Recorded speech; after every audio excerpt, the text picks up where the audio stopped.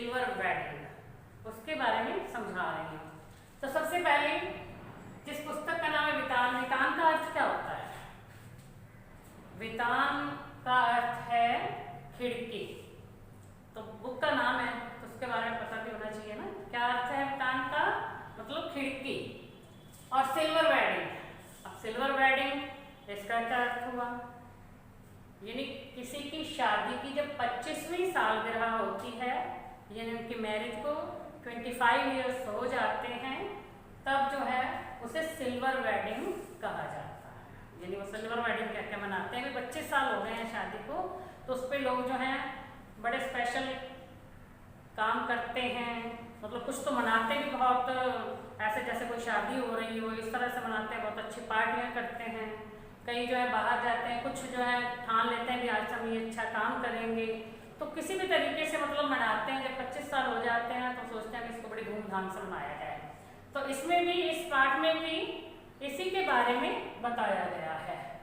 अब ये एक कहानी है और जिसके लेखक हैं मनोहर श्याम जोशी। तो ये मनोहर श्याम जोशी की एक लंबी कहानी है। इसमें जो है पहाड़ से आकर दिल्ली बस गए एक सेक्शन ऑफिसर यशोधर पंत उनका नाम है। उनके विवाह की 25वीं वर्षगांठ अर्थात सिल्वर वेडिंग को आधार बनाकर ये कहानी जो है लिखी गई है। और इसमें पीढ़ियों के अंतर विरोधों को दर्शाया गया है।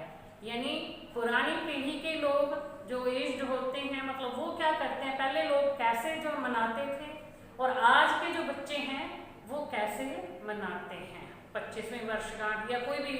अब तो जो 25वीं तक कौन वेट करता है, अब तो पहले ये जो 1 साल हो गया उसको भी मना लेते हैं। धीरे धीरे जो है महीने बाद भी मनाने लग गया, 1 महीना हो गया, 2 महीने, बर्थडे भी बच्चों का ऐसे मनाने लग गए और जो है मैरिज एनिवर्सरी भी ऐसे मनाने लग गए हैं।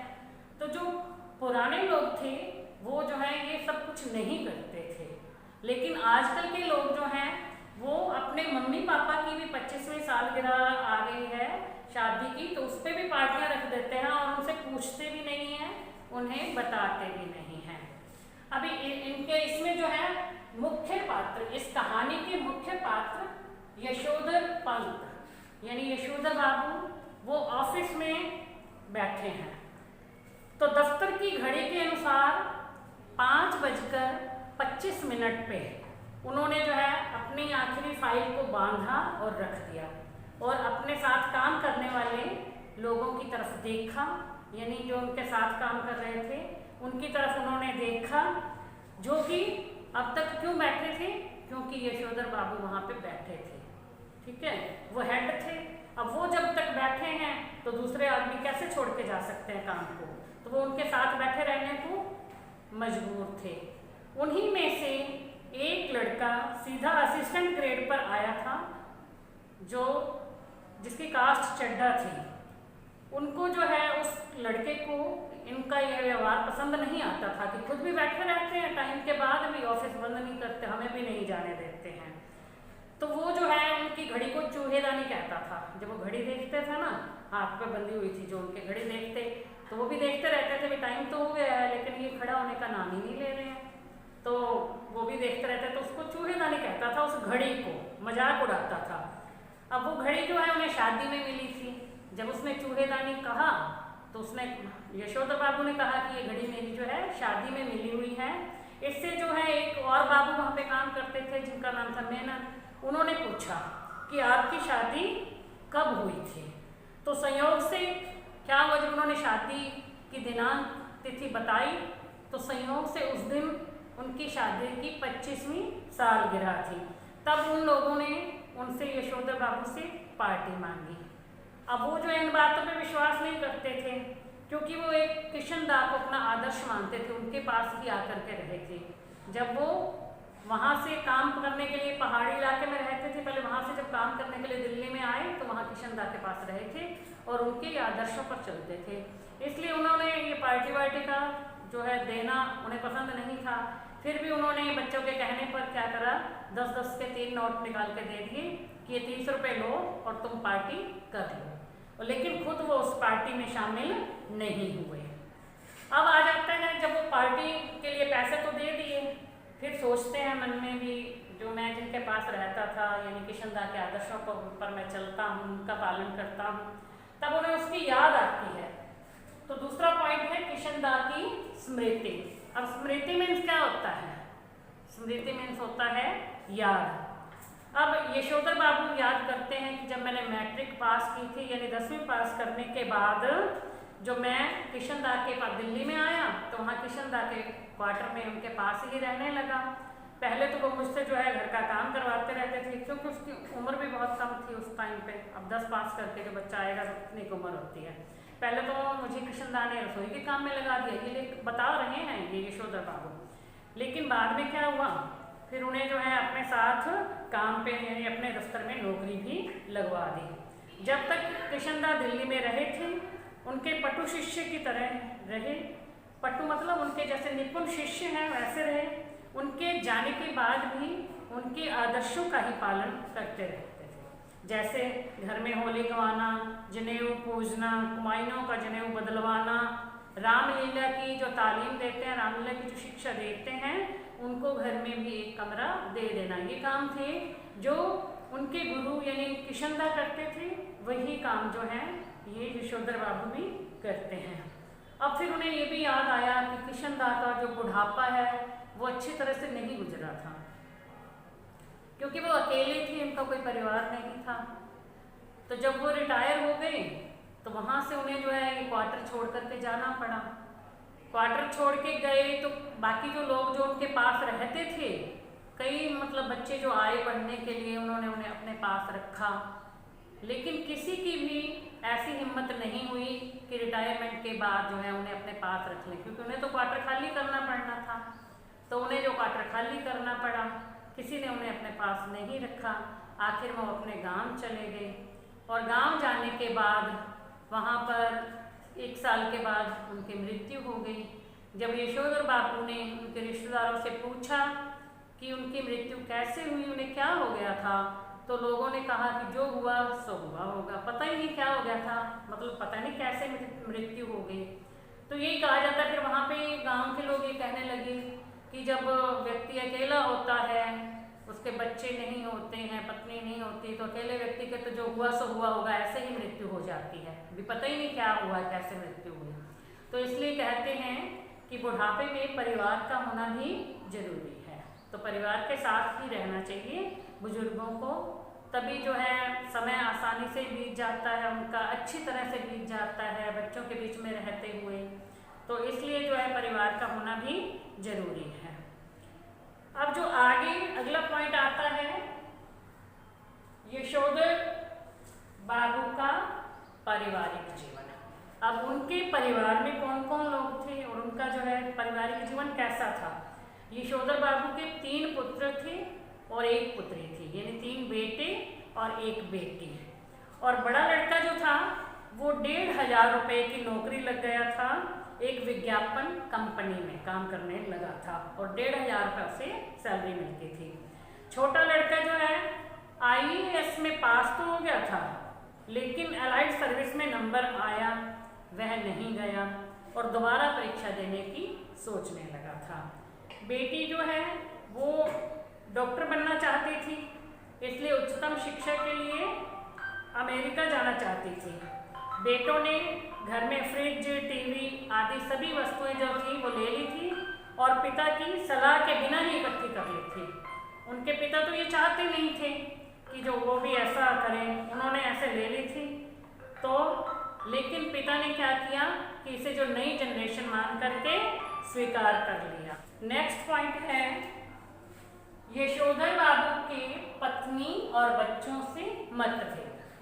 मतलब उनमें आपस में मतभेद यानी कुछ ना कुछ मनमुटाव सा चलता ही रहता था, क्योंकि बच्चे पढ़े लिखे थे और जो है वो नई पीढ़ी के लोग जो है वो क्या मानते हैं, बात सुनते भी नहीं है बड़ों की। और उनकी जो पत्नी थी यशोधर बाबू की, वो भी अपने बच्चों से बहुत प्रेम करती थी, तो उन्हीं के साथ जैसा वो कहते थे वैसा ही करती थी। और एक वो इसलिए भी करती थी ऐसा सब, क्योंकि जब वो यहाँ दिल्ली में आ कर के रहे थे तो उनकी मतलब यशोधर बाबू की ताऊ जी, ताई जी और उनके बच्चे, बेटे और बहुएं, वो सब इकट्ठे आकर के यहाँ रहे थे। तब उन्हें जो है उनकी ताई जी हमेशा कुछ ना कुछ बोलती रहती थी, घर का काम करवाती रहती थी, तो वो खुल के जो है जी नहीं पा रही थी। और जो है उनकी जेठानियों को, यानी जो ताऊ जी की बहुएं थी, उनको जो है ज़्यादा मान सम्मान दिया जाता था उनकी अपेक्षा। तो इसलिए जो वो है, अब उनको समय मिला था अकेले रहने का, अपने बच्चों के साथ रहने का, तो वो सब कुछ करना चाहती थी जो वो पहले नहीं कर पाई थी। तो इसलिए जो है उनमें आपस में मतभेद सा रहता था। अब धर्म, कर्म, कुल, परंपरा को ढोंग ढकोसला कह करके उनकी पत्नी जो थी बड़ी आधुनिकताओं सा आचरण करती थी कि मैं बहुत ही आधुनिक स्त्री हूँ, वैसा आचरण करती थी। और इसके लिए क्या करती थी, बिना बाजू के ब्लाउज पहनती थी और रसोई में जो है दाल भात खा लेती थी। अपने बेटों की सलाह पर बहुत से ऐसे काम करती थी जो उसे नहीं करने चाहिए थे। और उनकी जो बेटी थी वो अपने आप को बहुत मॉडर्न समझती थी, वो जीन्स टॉप पहन के घूमती रहती थी। यशोधर बाबू को ये सब अच्छा नहीं लगता था और जब भी वो उन्हें ऐसा करते हुए देखते थे तो वो बोलते थे, उन्हें जो है मतलब उनका एक पेट सा डायलॉग था, समहाउ इम्प्रॉपर, ऐसा मतलब उन्हें लगता रहता, तब ये यही बोलते थे जब भी उन्हें कुछ अच्छा नहीं लगता था। अब इसका अगला पॉइंट है यशोधर बाबू का क्वार्टर।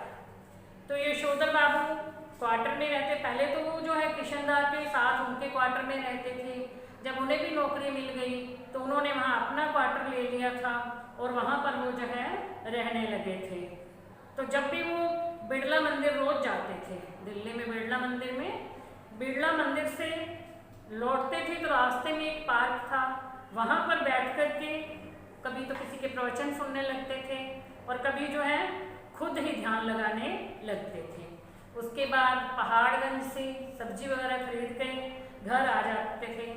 आज जब वो सब्जी खरीद के लौट रहे थे तो उन्होंने देखा कि वो क्वार्टर जो जिसमें वो किशनदा के साथ रहे थे उसको तोड़ दिया गया है और वहाँ पर एक बहुत बड़ी बिल्डिंग बन रही है, बहुत बड़ी इमारत जो है बनाई जा रही थे। तो यह देख करके उन्हें बड़ा दुख हुआ कि आज जो है उनका क्वार्टर भी तोड़ दिया गया है। अगला पॉइंट आता है आप यशोधर बाबू परिवारजनों के बीच। तो यशोधर बाबू जब सब्जी वगैरह लेकर के अपने घर लौटे तो उन्होंने देखा कि उनके क्वार्टर में कोई जश्न मनाया जा रहा है, मतलब पार्टी की गई है, जिसकी उन्हें कोई सूचना नहीं थी। उन्हें बिल्कुल पता नहीं था कि घर में क्या हो रहा है। उन्होंने सोचा कि बच्चों का जो बचपन है, लड़कपन में कोई ना कोई तमाशा कर रहे होंगे, अपने दोस्तों को बुला लिया होगा, कोई पार्टी वार्टी कर रहे होंगे। अब इनकी माया यही जाने। वो जब उन्होंने देखा कि उनका जो बड़ा बेटा है वो किसी साहब से हाथ मिलाकर के कार में उन्हें विदा कर रहा है और उनकी जो बेटी है और पत्नी है वो भी कई मेम साहब को वहाँ से विदा कर रही हैं। लड़की अब जीन्स टॉप पहने हुए थी, पत्नी बिना बाजू का ब्लाउज पहने हुए थी। अब उन्हें जो है ये सब देख करके अच्छा नहीं लगा तो उन्होंने इस प्रकार के कपड़े पहनने को देखा, समहाउ इम्प्रॉपर कह करके जो है उनको उनकी बातों पर ध्यान नहीं दिया। अब पत्नी जो है वो भी अपने बच्चों की तरफदारी करती थी, जैसा उनके बच्चे चाहते थे वैसा ही करती थी। जब अंदर गए तो अंदर भी जो है क्वार्टर में पार्टी चल रही थी और अभी भी उनके पुत्र जो थे उनके दोस्त भी साथ में थे और वो नाच गाना कर रहे थे। उनके बड़े लड़के ने जब पिता को देखा तो उन्हें बहुत ऐसा कैसा सा लगा, क्योंकि उन्होंने सिंपल से कपड़े पहन रखे थे और बड़ी लेट आए थे।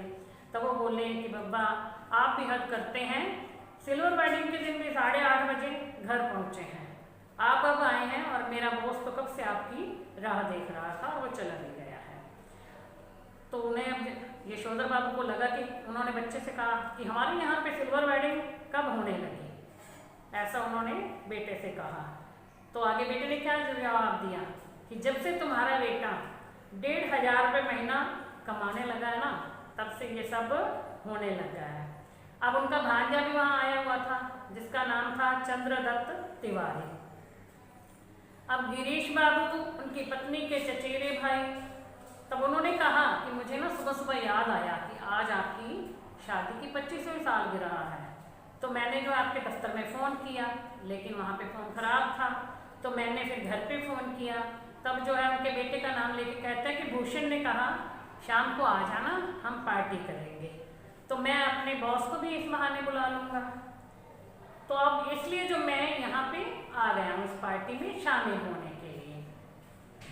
यशोधर बाबू की सिल्वर वेडिंग का आयोजन। अब भूषण ने अपने मित्रों सहभागियों से यशोधर बाबू का परिचय करवाना शुरू किया। यानी जब वो अंदर गए तो उनके जो मित्र बैठे थे या जो अन्य लोग बैठे थे उन सबसे अपने पिता का परिचय करवाया। और यशोधर बाबू ने भी थैंक यू कह करके हाथ हिलाते हुए सबका जवाब दिया। फिर केक काटा गया। उन्होंने मना भी किया भी नहीं, ऐसा नहीं होना चाहिए, मैं नहीं काटूंगा, लेकिन फिर भी जो है ज़बरदस्ती करके उनसे केक कटवाया गया। उन्होंने अपनी पत्नी के साथ मिलकर के केक काटा।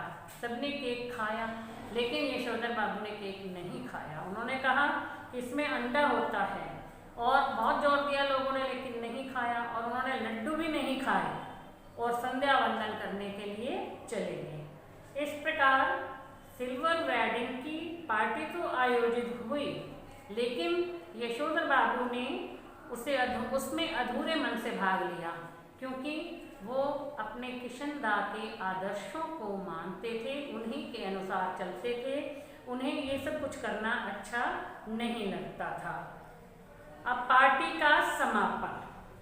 संध्या समाप्त करके, यानी यशोधर बाबू जो थे संध्या के समय में जैसे आरती वारती लोग करते हैं ना, भगवान की पूजा करते हैं, तो वो वहाँ पे संध्या वंदन समाप्त करके कमरे में आ गए जहाँ सभी रिश्तेदार बैठे हुए थे। तब उन्होंने जो है लाल रंग का गमछा पहना हुआ था।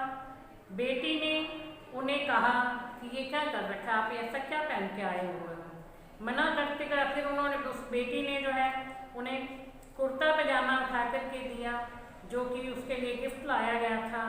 उन्होंने गाउन उठा करके दिया, कुछ गिफ्ट वहाँ पे रखे हुए थे लोगों ने दिए थे। फिर बेटी ने उन्हें जो है गाउन दिया, वो गाउन पहन कर के बाहर आए, उन्हें फिर अच्छा लगा। अब इस गाउन को पहनकर उनके अंगों में किशनदा उतर आए थे, यानी उन्हें किशनदा की बहुत याद आ गई थी, जिनकी मृत्यु जो हुआ होगा से हुई थी। तो उस टाइम पे वो उन्हें बहुत याद कर रहे थे। तो इस तरह से अब सिल्वर वेडिंग जो कहानी है ये आप बच्चों को समझ में आ गई होगी। तो इसके जो प्रश्न उत्तर हैं वो मैं आपको नेक्स्ट वीडियो में समझाऊंगी।